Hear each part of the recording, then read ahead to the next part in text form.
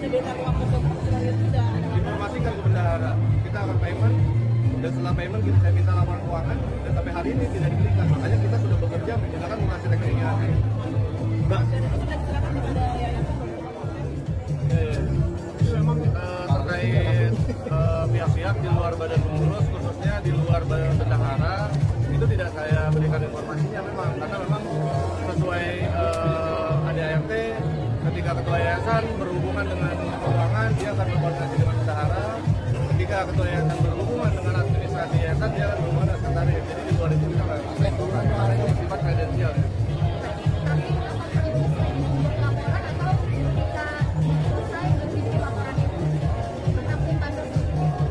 Akuntan publik, ya itu udah berjalan, dan memang sampai saat ini laporan keuangan dari bendahara itu belum diberikan. Jadi kita sudah bekerja menggunakan mutasi rekening yayasan yang ada. Jadi itu akan makan waktu.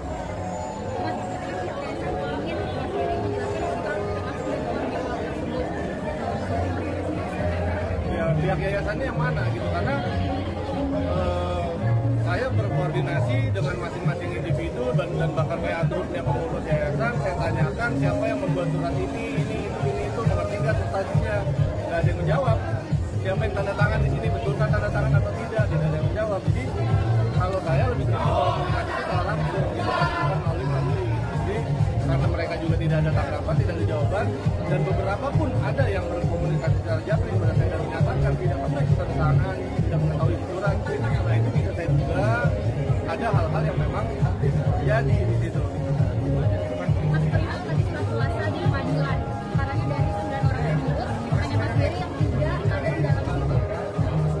Ya itu kan bisa dilihat teman-teman ya, surat kuasa dari yayasan yang tidak ada ketua yayasannya. Jadi maksudnya apa gitu kan? Nah ini bisa diduga seolah-olah beliau-beliau yang mengkudeta saya kan seperti itu, dan itu tidak absah di dalam ADART yayasan.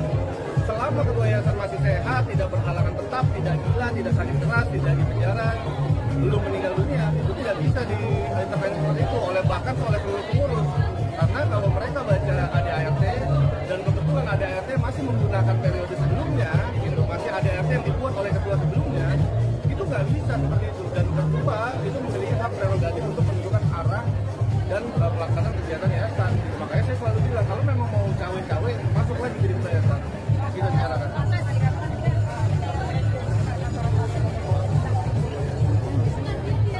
Waktu itu seperti apa? Gitu. Karena kalau saya tetap saya masih ada di yayasan, dan memang Ibu SP itu sudah di luar. Gitu. Itu bukan bidang kordi. Memang itu demikian dinamika organisasi aja.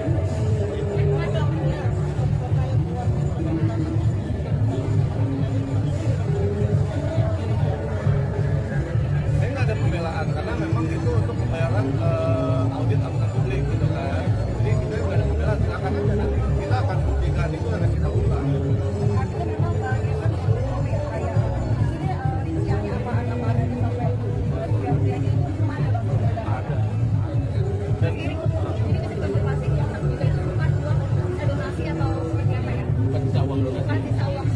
Bukan.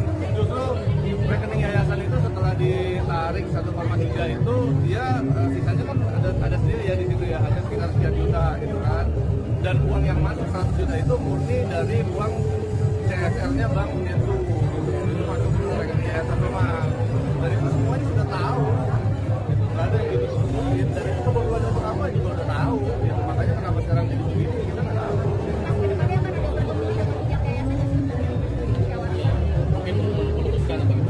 Pihak yayasan yang mana? Karena saya kan pihak yayasan. Kita juga punya WA group, kita punya japri masing-masing, kita juga masih berkomunikasi satu sama lain. Nggak ada itu. Itu terkait apa?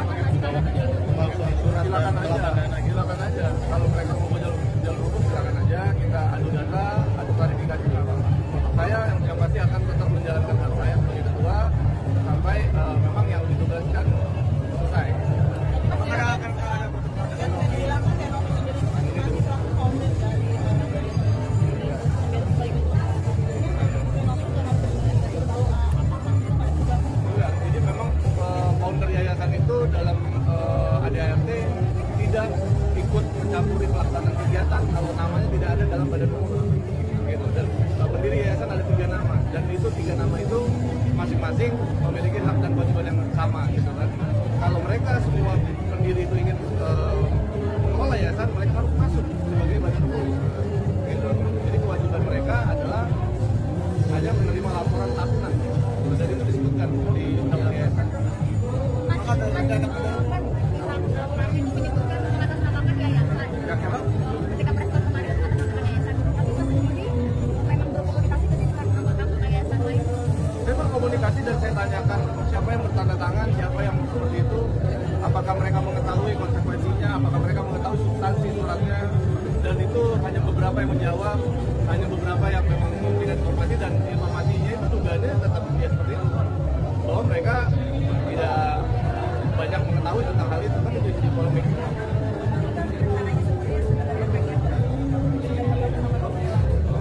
Kalau itu saya kembalikan ke Ibu NP, kalau memang ingin ini baik, saya sebutkan janganlah cawe-cawe yayasan, jangan intervensi yayasan, bahwa kita di sini bekerja lurus. Kita kan mau audit, kan Ibu NP sering juga bikin statement kan di media, audit aja yayasan saya siap diapain aja kalau yayasan terbukti bla bla bla.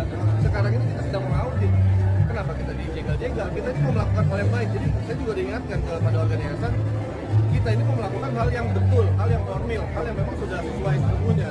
Jadi ketika ada yang menyimpang, ini akan saya anggap sebagai suatu hal untuk mencegah gitu, mencegah suatu kebenaran gitu kan. Bahaya buat mereka, dan mereka itu masing-masing individu, mereka harus bertanggung jawab atas namanya sendiri. Mereka nggak bisa bilang, oh saya disuruh, oh mas tahu kan saya dipaksa, nggak bisa. Jadi saya ingatkan lagi, seluruh badan pengurus mereka itu orang dewasa, mereka harus bertanggung jawab namanya ada di sana sesuai dengan tugas pokok fungsinya. Makanya baca lagi ada RT, setiap ada surat yang keluar paham isinya dan pastikan dia mereka betul yang tanda tangan, bukan tanda tangan yang digunakan oleh orang lain.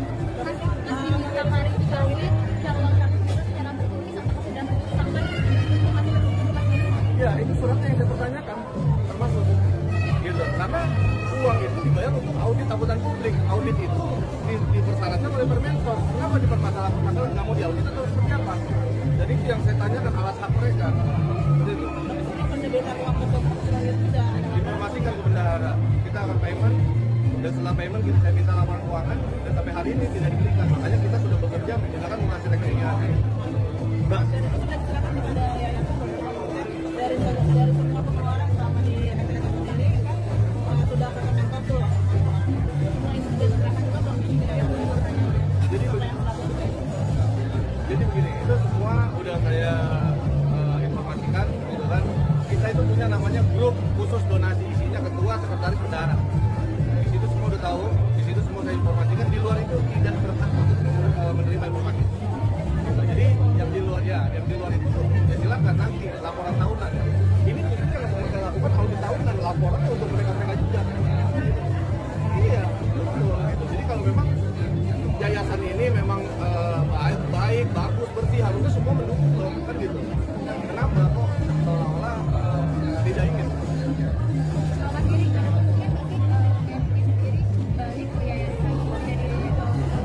Kita terbuka aja, nggak apa-apa, semua tugas dan tanggung jawab. Kalau memang beliau mau lagi jadi ketua yayasan, akan dengan senang hati saya bicarakan dalam proses. Tapi sampai saat ini kan saya juga masih di blog, di WA, di sosial masih di blog, saya belum ada. Bang, terkait abang katanya duganya mau memisahkan anak asuh Novik sama Novi itu gimana? Bisa dijelaskan? Dari mana kan itu, kalau memang dia yang menyebutkan seperti itu, harusnya dia menceritakan bukti. Pertama itu. Yang kedua, hati-hati. Anak itu sedang berhadapan dengan hukum. Anak yang berhadapan dengan hukum, sesuai undang-undang, tidak boleh dipublikasi di media. Teman-teman bisa cek sendiri anak itu ada tidak di media kan itu. Ada? Nggak ada. Ya sudah, kalau memang nggak ada kan. Kalau memang ada, bisa jadi pertanyaan. Nah, ini Novi juga kemarin menyebut enggak sih, kamu ada apa-apa, itu media kan, media punya kebebasan pers. Saya hanya menjawab yang ditanya oleh beliau. Yang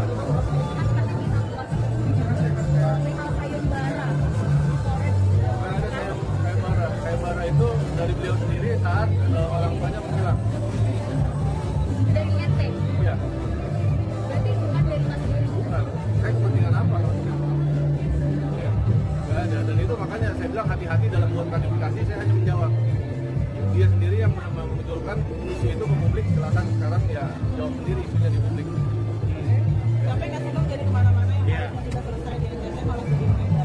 ada karena tugas dan tanggung jawab akan saya jalankan. Dan ya satu lagi, dalam kasih rekening yayasan boleh dicek saya menerima gaji atau tidak, karena sampai saat ini tidak ada. Gitu, justru bahkan banyak badan pengurus yang menerima gaji dari yayasan dan itu menyimpangi aturan yayasan. Jadi hati-hati ketika menuduh orang, lihat dulu diri sendiri.